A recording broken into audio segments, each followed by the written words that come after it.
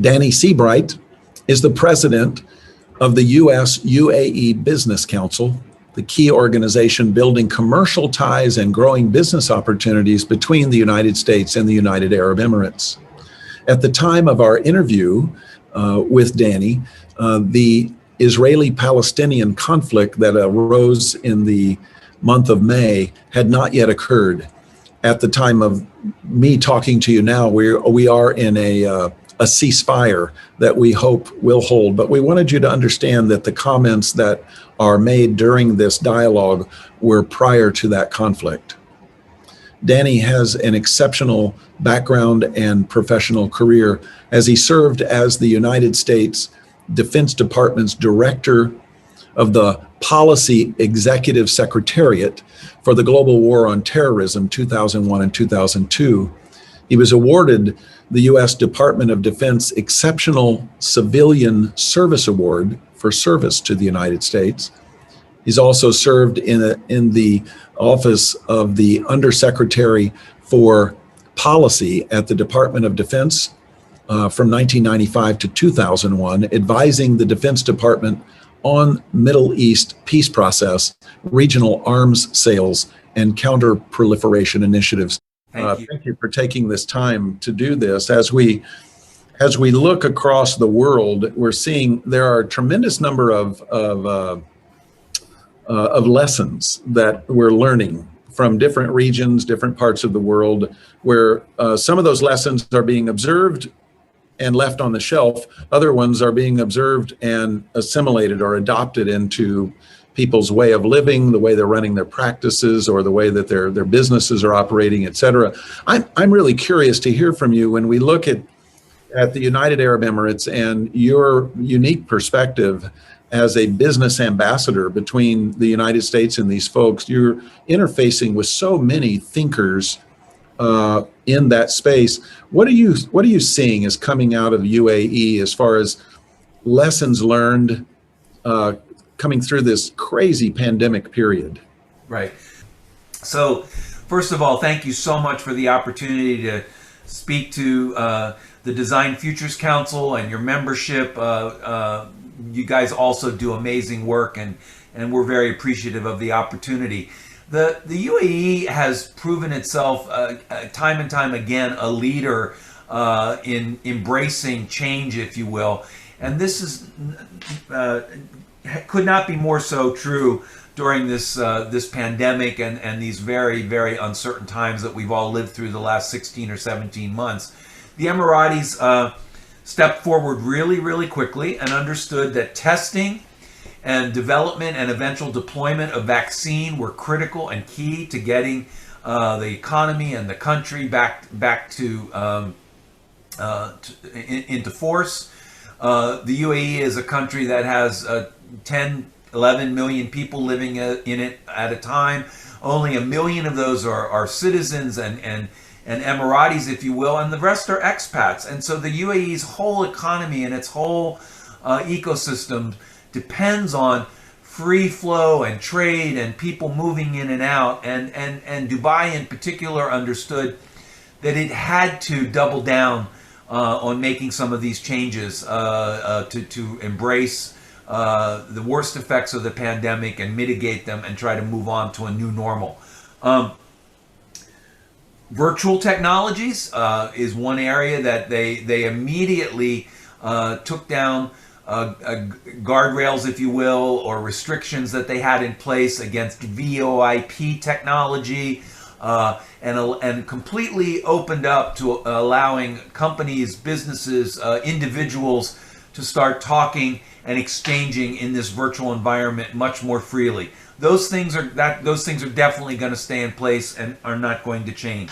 The idea of being a network and a center, a hub for the broader region has been reinforced by their airlines and their shipping companies, by Etihad, by Emirates, by Dubai Ports World, as the flow of medicine and goods, services, and foodstuffs had to really accelerate during this crisis as other parts of the world and other hubs in the world shut down and could not flow free food and water and goods. So the Emiratis really stepped up in this way as well, and I think we're very innovative and creative in new ways of shipping and logistics and supply chain.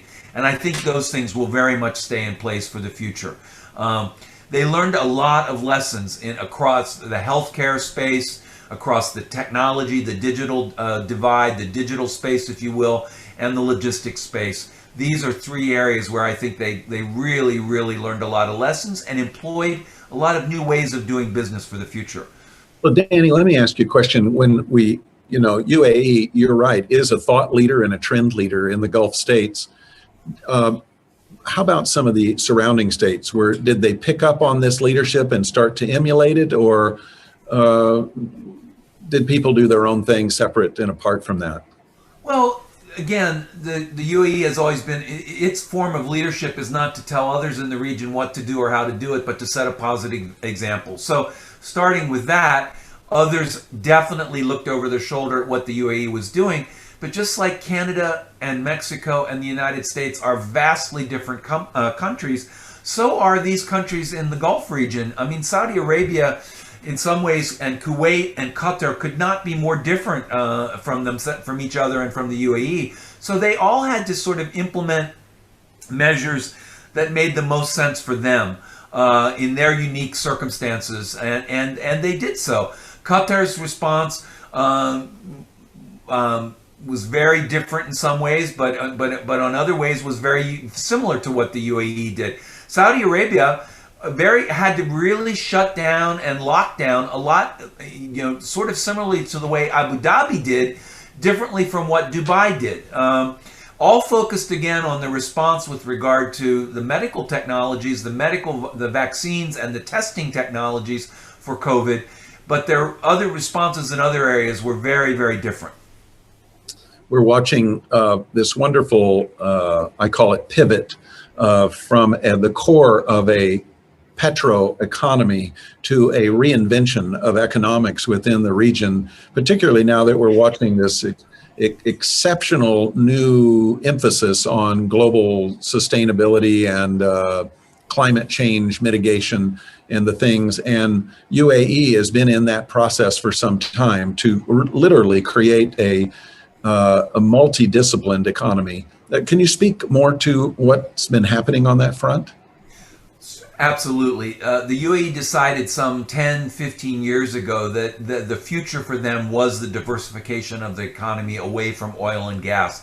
At that time, they might have had an economy, Dave, of 10% of their economy as other and 90% based on oil and gas. In the last 12 years, they have flipped that on its head to 70% other and 30% oil and gas. That's how much they've grown. Let's just say the oil and gas has sort of stayed the same, if you will, grown a bit, obviously, with world demand, but basically been on a curve that's stayed the same, whereas the other has increased so exponentially. Their goal and objective for the next 10 years is to change that curve to 10% oil and gas and 90% other. So they want to continue along this exponential growth in this area. The drop in oil prices at the beginning of the pandemic and the pandemic itself have also, huge lesson learned for them is that continuing to diversify the economy and attract business, company, individuals to come from around the world to set up shop and work in the UAE is what they had to do pivoting out of COVID as we all reemerge to what is our new normal. And they have made, many reports written recently, they have made a challenge, if you will, they've made a statement, if you will, that their goal and objective is to double down, triple down on the number of foreign companies that come and set up to do business in the UAE by the year 2030 to double and triple what they have there now. So that's the growth path with regard to economic development that they are on.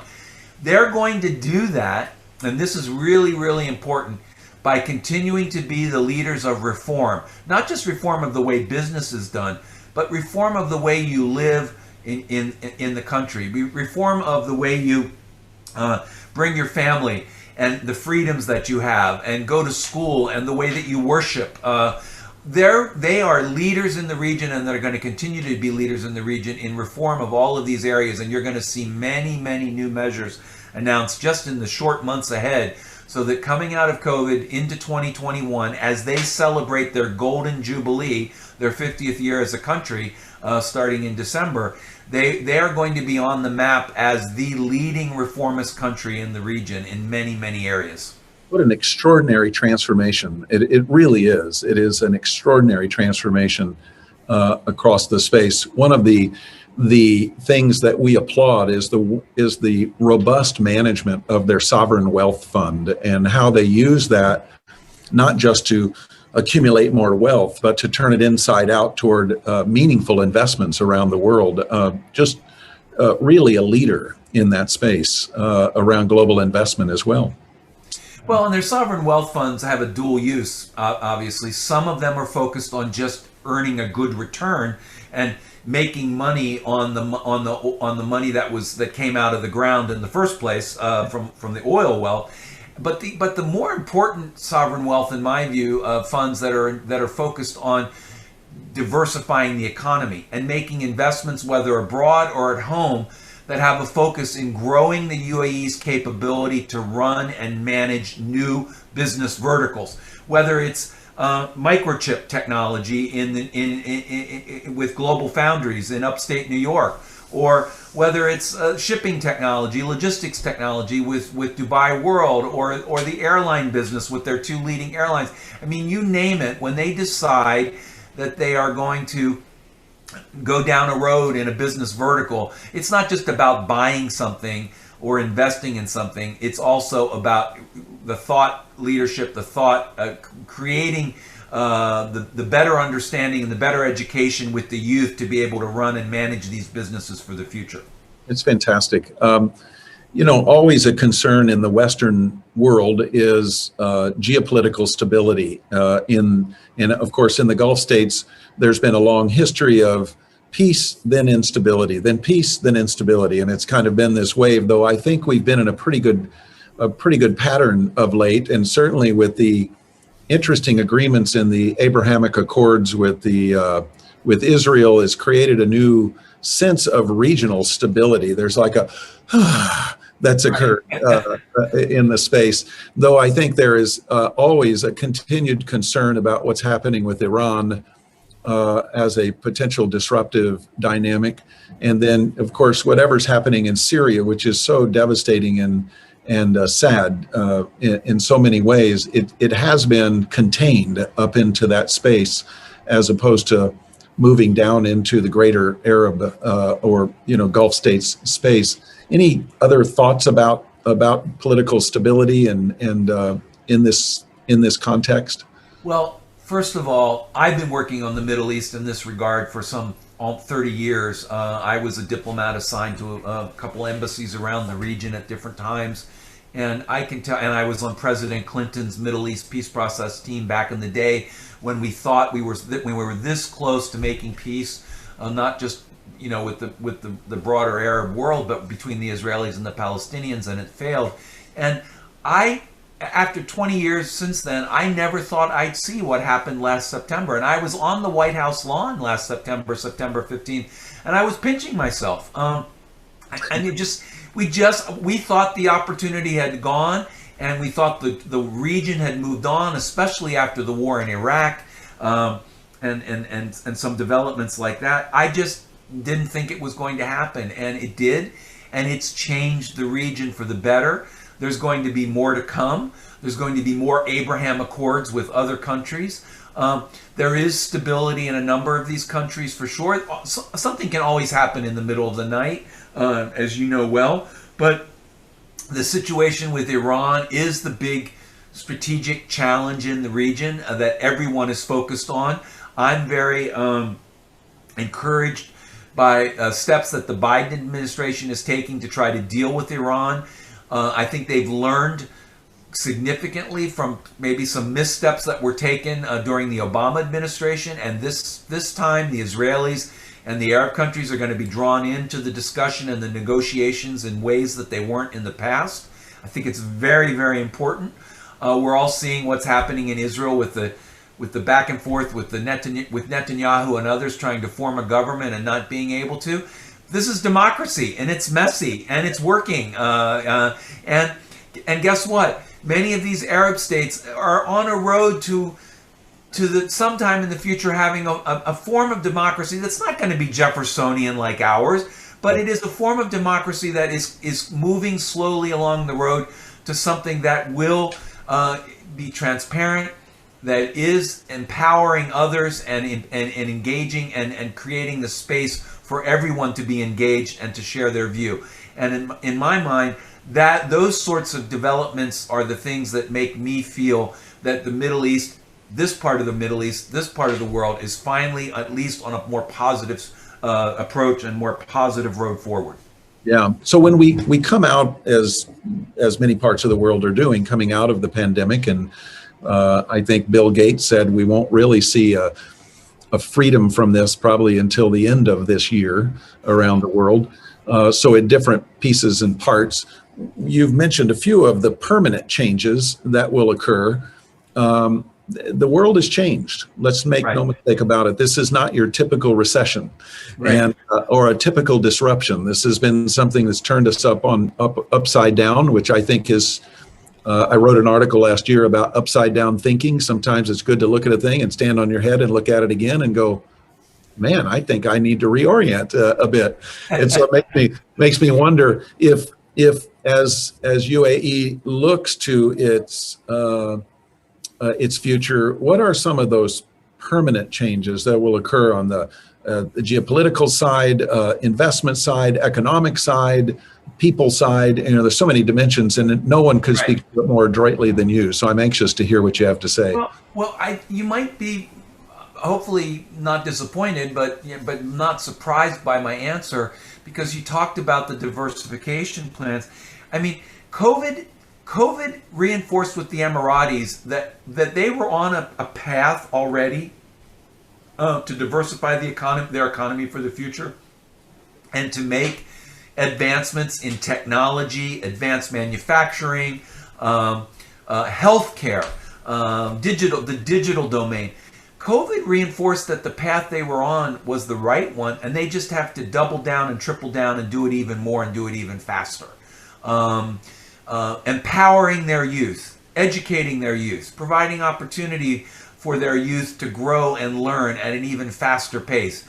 I mean, this whole idea of all of us and our kids being at home and learning by the laptop, if you will, learning by the screen and not being face to face.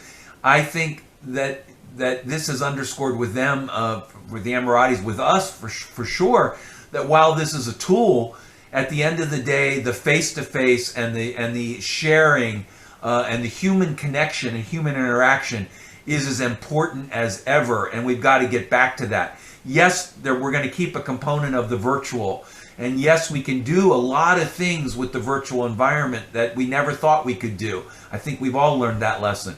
But the Emiratis, Dubai is back to business. Abu Dhabi is almost back to business. It's on its way, because the Emiratis understand that in order to move forward with their goals and objectives, they've got to get people back face to face and sitting down over coffee, over a meal, talking, sharing, getting to know each other, and learning to trust each other with those interpersonal human relationships all over again.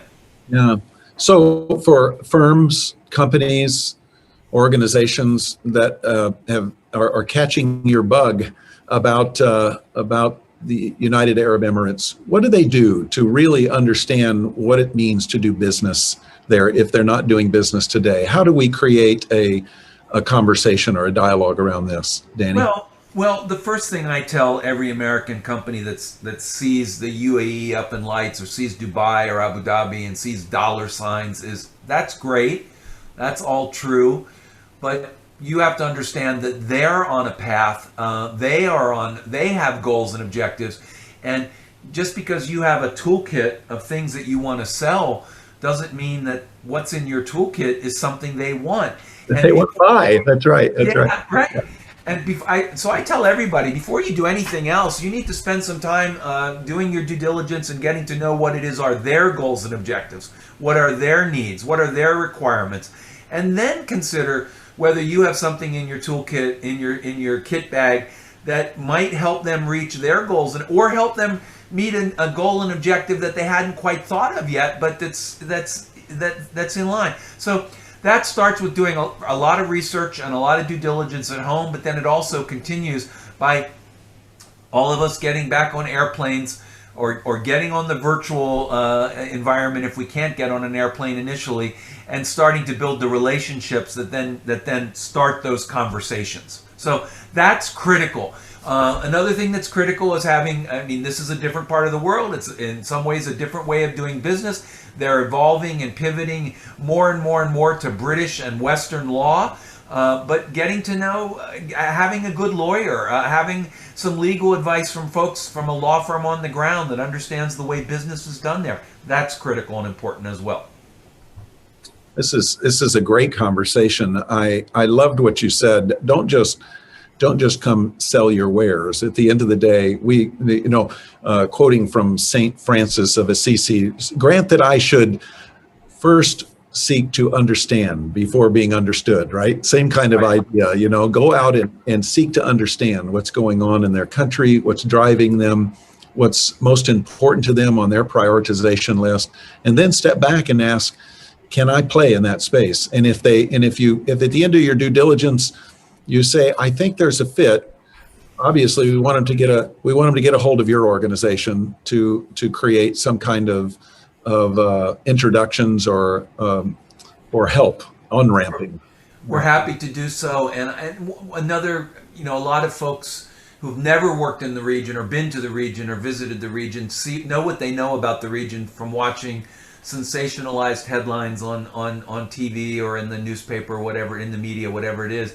And I have to tell you, the common values that we share there's so many, and people care about their kids and their wives and their families and their husbands and their grandparents, and just same way that we do. And you sit down and you start building those, that understanding and realizing that we all have these same common human values. That then forms the basis for creating the business relationships that follow. It's really, really important. Fantastic. Danny, thank you so much for being with us today. This has been a great conversation, and you've given us some insight about the region and particularly about UAE that is very meaningful to our audience. Thanks for joining me today.